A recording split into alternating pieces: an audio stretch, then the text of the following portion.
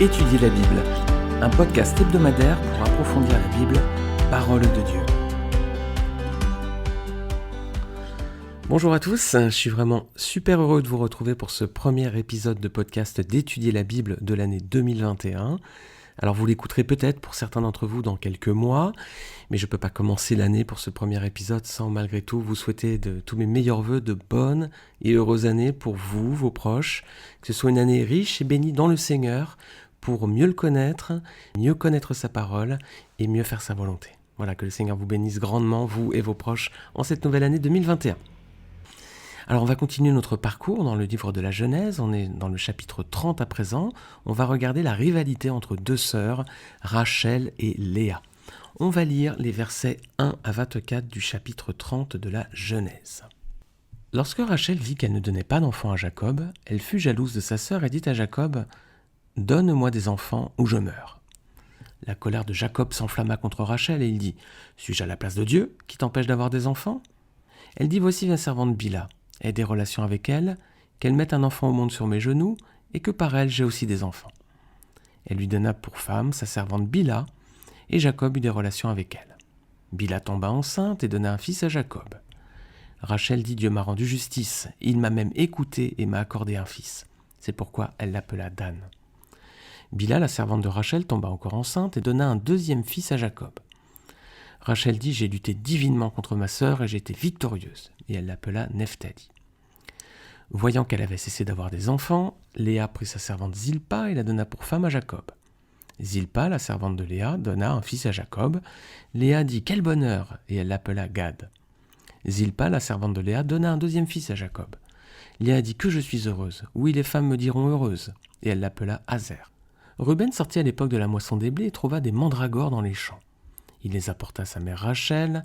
Rachel dit alors à Léa « Donne-moi, je t'en prie, des mandragores de ton fils. » Elle lui répondit « Est-ce trop peu d'avoir pris mon mari pour que tu prennes aussi des mandragores de mon fils ?» Rachel dit « Eh bien, il couchera avec toi cette nuit en échange des mandragores de ton fils. » Le soir, quand Jacob revint des champs, Léa sortit à sa rencontre et dit « C'est vers moi que tu viendras, car je t'ai eu en salaire pour les mandragores de mon fils. » Et il coucha avec elle cette nuit-là. Dieu exauça Léa, elle tomba enceinte et donna un cinquième fils à Jacob. Léa dit « Dieu m'a donné un salaire parce que j'ai donné ma servante à mon mari. » Et elle l'appela Issachar. Léa tomba encore enceinte et donna un sixième fils à Jacob. Léa dit « Dieu m'a fait un beau cadeau. Cette fois, mon mari habitera avec moi car je lui ai donné 6 fils. » Et elle l'appela Zabulon. Ensuite, elle mit au monde une fille qu'elle appela Dina. Dieu se souvint de Rachel, il l'exauça et lui permit d'avoir des enfants. Elle tomba enceinte et mit au monde un fils. Elle dit « Dieu a enlevé ma honte. » Et elle l'appela Joseph en disant « Que l'Éternel m'ajoute un autre fils. » Alors dans l'épisode précédent, on avait vu les premiers enfants de Jacob avec Léa, les premiers fils, les fils premiers-nés, les 4 premiers. Et puis là, on voit maintenant que c'est Rachel qui commence à enfanter. Et puis on voit les relations avec les servantes. Alors, on va regarder verset point par point, puis on va détailler un petit peu pour voir ce que ce texte nous dit. Alors, versets 1 et 2, déjà, Rachel dit « Donne-moi des enfants ou je meurs ». Voilà, elle ne peut pas enfanter. Elle dit à son mari, Jacob, « Donne-moi des enfants ou je meurs ». Vous vous rappelez, Rachel, on avait vu dans l'épisode précédent qu'elle avait un beau physique, un beau visage. C'est ce que la Bible nous disait d'elle, physiquement, sur son apparence. Mais que nous disent à présent ces 2 versets sur sa personnalité ? On voit qu'elle est colérique et elle est jalouse. Elle est moins jolie à l'intérieur qu'à l'extérieur, a priori, Rachel. Quelle était la responsabilité de Jacob si Rachel n'avait pas d'enfant ? C'est pas lui qui avait un problème de fertilité, parce qu'on voit que dès qu'elle donne une servante à son mari, tout de suite elle devient enceinte. Donc c'était pas un problème avec Jacob, c'était plutôt un problème a priori avec Rachel. Alors quelle était sa responsabilité ? Aucune, et pourtant elle lui fait du chantage. Est-ce que ça nous arrive parfois, les amis, de rejeter la culpabilité sur quelqu'un alors qu'il n'y est pour rien ? Est-ce qu'on procède comme ça ? Des fois, on n'assume pas nos fautes, nos erreurs, et du coup, on dit que c'est de la faute des autres. Si on est malheureux, c'est à cause des autres. C'est aussi l'attitude qu'avait eue Sarah avec Abraham. Elle lui avait donné Agar, il avait eu des relations avec elle, avec la servante, puis après, quand Agar s'était mal comportée, elle avait dit « La honte, ma honte retombe sur toi, enfin, c'est toi le responsable, en quelque sorte, c'est à toi de te débrouiller, quoi. » Les amis, ne rejetons pas la culpabilité ou la responsabilité de nos erreurs sur les autres, s'ils n'y sont pour rien. Alors elle lui fait d'une sorte de chantage, ou je meurs. Voilà, c'est carrément, c'est violent ça. Est-ce que ça vous rappelle quelqu'un qui avait eu le même type de réaction dans sa proche parenté en plus ? Regardez déjà quelle avait été la réaction de Sarah lorsqu'elle avait été stérile. Regardez, dans Genèse chapitre 16, verset 2, on voit qu'elle est douce, qu'elle est respectueuse dans son attitude, Sarah. Après, elle va changer. Quand il va y avoir des problèmes avec Agar, elle va plus avoir la même attitude, mais au départ, elle est plutôt douce et respectueuse. On va relire ce verset.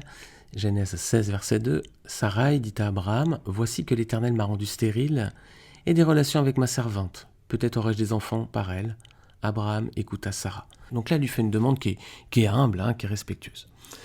Quelle avait été la réaction en revanche de Rebecca, donc la tante de Rachel, lorsqu'elle chercha à fuir Jacob vers son frère Laban? Là, il y avait de la manipulation, rappelez-vous. Isaac était âgé, et donc elle avait manipulé, elle lui avait dit si mon fils Jacob prend des femmes comme Ésaü, des païennes, des cananéennes, vaut mieux mourir, à quoi me sert la vie? C'était de la manipulation, quoi. Genèse 27, verset 46. Alors on voit que quand Sarah était stérile, elle avait fait une demande respectueuse à Abraham. En revanche, Rebecca, quand elle avait voulu obtenir quelque chose d'Isaac, elle avait manipulé. Et là, on voit l'attitude de Rachel à présent, c'est Genèse 30, verset 1 qu'on a lu. Donne-moi des enfants ou je meurs, c'est du chantage. Alors vous voyez les amis, quand on veut obtenir quelque chose des autres, il y a 3 méthodes possibles, 3 façons de faire. Ça peut être une demande respectueuse, comme Sarah avec Abraham. Ça peut être de la manipulation, comme Rebecca avec Isaac. Ou ça peut être du chantage, comme Rachel avec Jacob. Alors laquelle est-ce qu'on utilise le plus souvent? Est-ce qu'on demande les choses posément, normalement j'aimerais dire? Ou alors est-ce qu'on cherche à manipuler pour obtenir quelque chose? Ou alors est-ce qu'on fait du chantage? Voilà. Ayons bien une belle attitude de cœur comme Sarah lorsqu'elle a fait sa demande à Abraham. Alors Rachel, elle est stérile, elle ne peut pas avoir d'enfant, donc elle va donner pour femme sa servante Bila à Jacob. Bila, ça veut dire troublée, timidité. Voilà, c'était une femme a priori un peu chétive peut-être. Alors c'est une pratique un peu étonnante pour nous, de donner sa servante à son mari. Alors vous imaginez, je ne sais pas si vous avez une femme de ménage, mais vous imaginez la scène un petit peu. Voilà, c'est pas du tout dans notre culture aujourd'hui, bien entendu, mais c'était dans la culture de l'époque. On est dans la région de la Chaldée, la région dure, la région d'origine d'Abraham, c'est plus ou moins l'Irak, la Turquie, là. Et dans cette zone, à cette époque, c'était effectivement des pratiques courantes. On va faire un zoom sur la ville de Nuzi, N-U-Z-I. Alors, c'est des notes qu'on trouve dans la Bible second 21, la version avec les notes d'études archéologiques. C'est là que j'ai trouvé les références. Cette ville, elle est située donc en Irak, dans la région de Charan. C'est un tout petit peu éloigné de la région d'où se trouve Jacob à présent, mais elles étaient toutes les deux sous domination hurrite, donc c'était la même culture. Alors, les fouilles qui ont été faites à Nuzi, elles ont mis à jour 3500 tablettes d'argile. Elles datent de 1500 avant Jésus-Christ environ, donc on n'est pas trop loin de la période des patriarches. Abraham, c'est 2000 ans avant Jésus-Christ. Elles contiennent des codes civils, des codes sociaux, des codes politiques. C'est des traces de cette civilisation, en fait, qui sont ces codes très similaires avec les épisodes de la Genèse que nous parcourons depuis plusieurs épisodes à présent. Tout d'abord, ce qu'elles disent, ces tablettes, c'est qu'un couple sans enfant avait le droit d'adopter un serviteur comme héritier.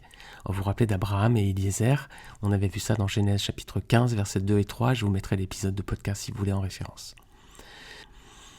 Ensuite, ces tablettes disent qu'une épouse stérile pouvait donner une servante pour femme à son mari afin qu'elle adopte ensuite l'enfant.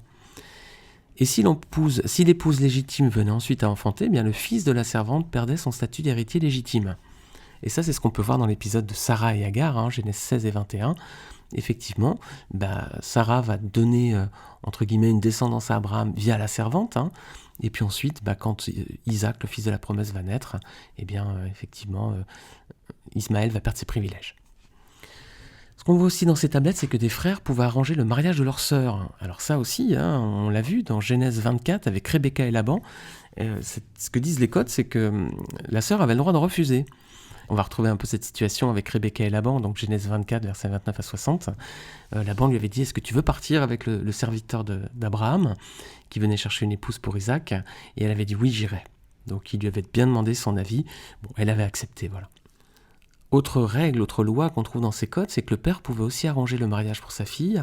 Et là, c'est ce qu'on voit avec Laban et ses filles, donc au Genèse 29, notamment l'épisode de la dernière fois. Alors on a découvert à Nuzi, donc dans les contrats de mariage, qu'une servante également devait être donnée à la mariée. Et là on a vu Genèse 29 que quand Jacob se marie avec Léa et Rachel, toutes les deux, elles ont une servante. Alors dernier point intéressant dans ces tablettes, c'est que chaque famille avait ses idoles sous forme de statuettes, c'est codifié dans ces archives qui ont été trouvées. Et ces statuettes avaient une valeur forte. C'était l'héritier principal qui les recevait à la mort du défunt. Alors celui qui recevait les idoles de la famille, les statuettes, pouvait donc se prévaloir, se revendiquer comme l'héritier principal. On verra bientôt que ça a vraiment une importance lorsque Jacob va quitter Laban, car Rachel, justement, va voler ses idoles. Alors, on vient de voir que l'enfant d'une servante ou d'une esclave, qui accouchait sur les genoux de sa maîtresse devenait enfant de celle-ci par adoption. Donc, est-ce que la proposition de Rachel était donc une bonne solution, vu que c'était dans les pratiques de l'époque, de la région ? En fait, c'est une mauvaise réponse à un vrai problème. C'était une situation d'infertilité, et donc une mauvaise réponse avec rajouter un problème supplémentaire. Est-ce que cela pourrait exister encore aujourd'hui ? Oui, bien sûr. Aujourd'hui, dans nos sociétés, on pratique la gestation pour autrui, la GPA. On a fait un épisode de podcast sur celui-ci. On avait parlé d'Agar. Je vous mets le lien en podcast. Bien sûr que ça existe encore aujourd'hui. Des personnes qui donnent naissance à des enfants pour le compte d'autres personnes, ça s'appelle la gestation pour autrui. Et ça existe encore dans nos sociétés. Alors, est-ce que c'est quelque chose que la Bible recommande ? Non, pas du tout, vous le verrez dans cet épisode de podcast. La Bible, à chaque fois qu'il y a ces exemples dans la Bible, ça se termine toujours mal, donc on peut voir que c'est pas du tout la volonté de l'Éternel. Alors, est-ce que Jacob a eu raison d'accepter ce marché ? Non, Dieu lui avait promis une descendance. Genèse 28, versets 13 à 14, après l'épisode du rêve avec l'échelle, Dieu lui avait promis de lui donner une descendance. Alors c'est vrai qu'il avait déjà une descendance avec Léa, mais il aurait quand même dû avoir confiance en Dieu parce que sa mère avait été stérile et Dieu était intervenu. Donc il aurait dû se rappeler de ce qui s'était passé avec sa mère et comment, par la prière, Dieu avait agi. Il aurait dû aussi retenir les leçons des erreurs de ses prédécesseurs, de ses ancêtres. Sa grand-mère, Sarah, avait aussi été stérile et avait commis la même erreur avec sa servante, avec Agar, Genèse chapitre 16. Alors qu'est-ce qu'ils auraient dû faire ?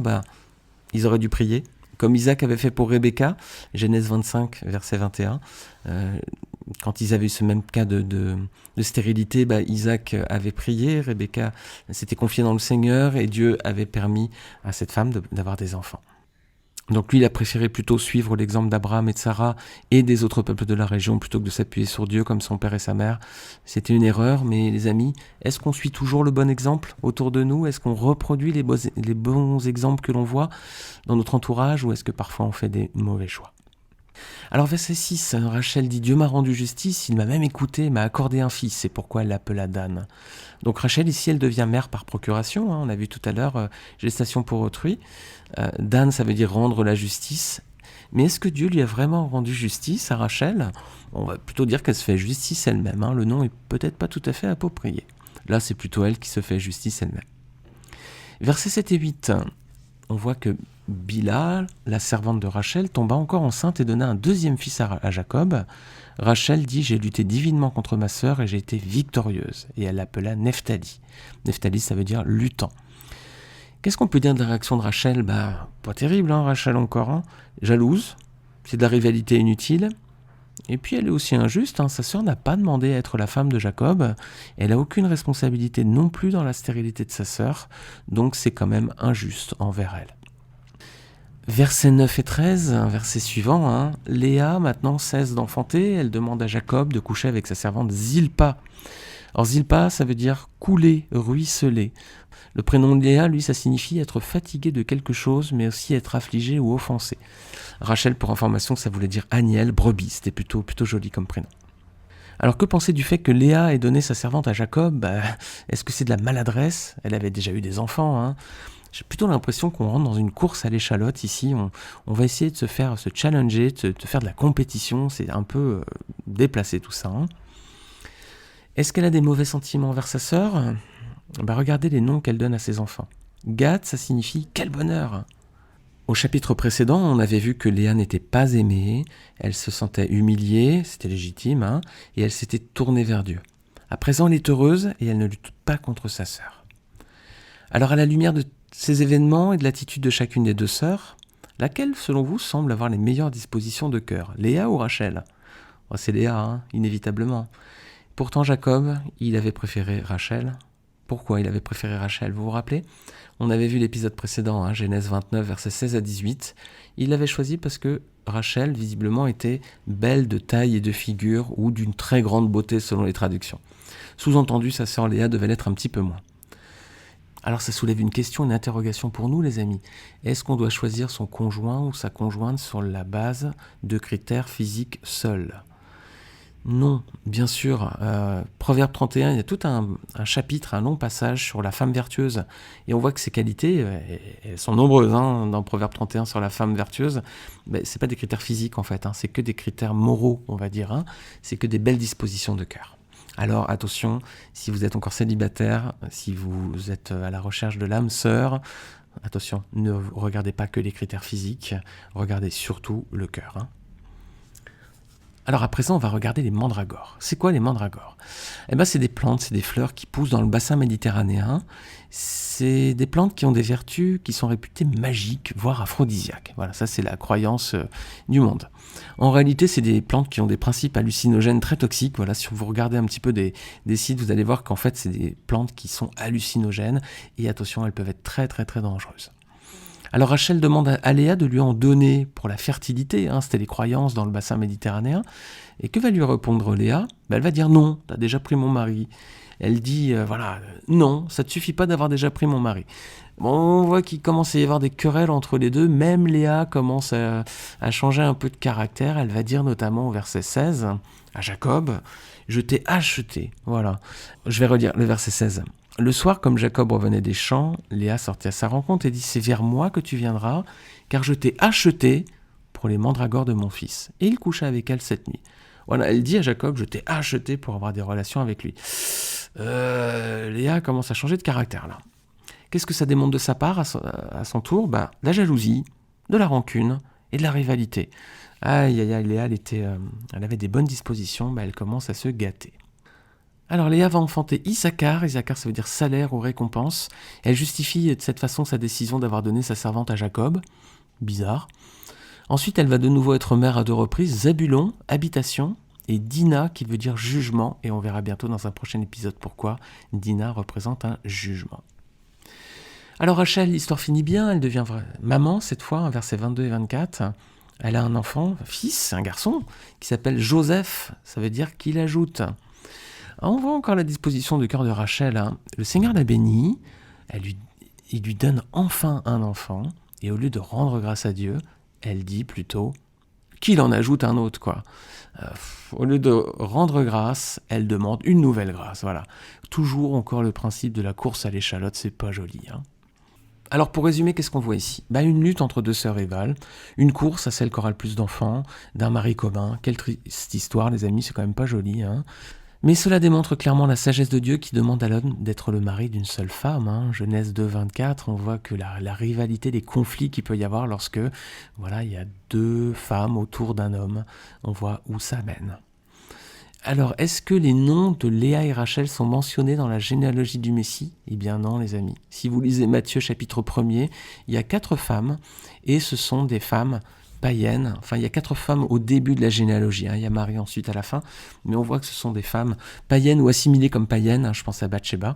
Donc, on a 4 femmes qui ne sont pas, du moins 3 plus précisément, qui ne sont pas dans le peuple de Dieu. Et Bathsheba, elle était mariée à un Hittite, donc elle était aussi assimilée païenne. Qui va être enterré avec Jacob dans le tombeau des patriarches à Hébron ? C'est Léa, les amis. Regardez Genèse 49, versets 29 à 31. Alors c'est Jacob qui parle ici. On voit qu'il donne à cet ordre « Je vais rejoindre les miens, enterrez-moi avec mes pères dans la grotte qui se trouve dans le champ d'Éphron, le Hittite, dans la grotte du champ de Macpélas vis-à-vis de Mamré du pays de Canaan. C'est le champ qu'Abraham a acheté à Éphron le Hittite comme propriété funéraire.